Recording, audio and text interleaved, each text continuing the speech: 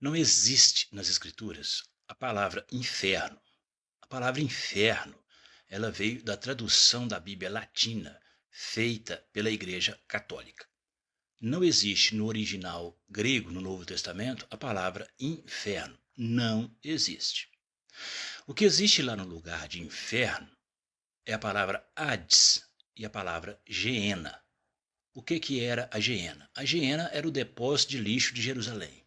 Ali era jogado todo o lixo da cidade, inclusive cadáveres, tanto de gente como de animais, eram jogados na Geena, era um vale.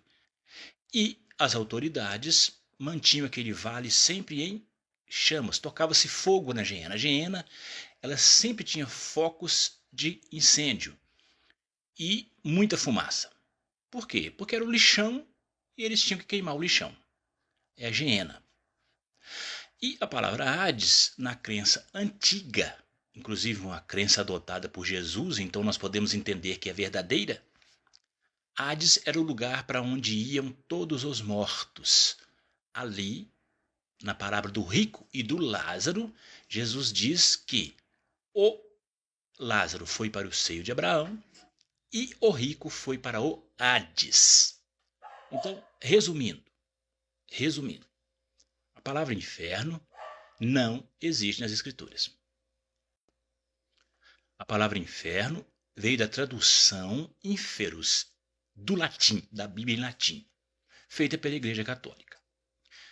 Onde tem a palavra Geena e onde tem a palavra Hades, muitos tradutores costumam traduzir por inferno, ou seja, aquele lugar onde tem um fogo eterno e as pessoas ímpias vão para lá. Isso não existe. É uma crendice da igreja, não existe. Agora, o que existe? O que acontece com os ímpios, com as pessoas más, que vivem praticando o mal nessa terra? O que acontece com elas depois que morrem? A Bíblia deixa isso muito claro. O livro de Hebreus, capítulo 9, versículo 27. O homem morre e depois disso vem o juízo sobre ele. Ou seja, você vai morrer e a vida não acabou. Você será julgado pelas suas obras. Eu serei julgado pelas minhas obras, toda a humanidade será julgada pelas suas obras. O que é certo do ponto de vista cristão, da fé cristã, é que depois da morte há um juízo sobre cada pessoa, sobre todas as pessoas.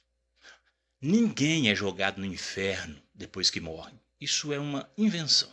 Infelizmente, a igreja evangélica se apropriou dessa crença ridícula e todo mundo hoje acredita nisso.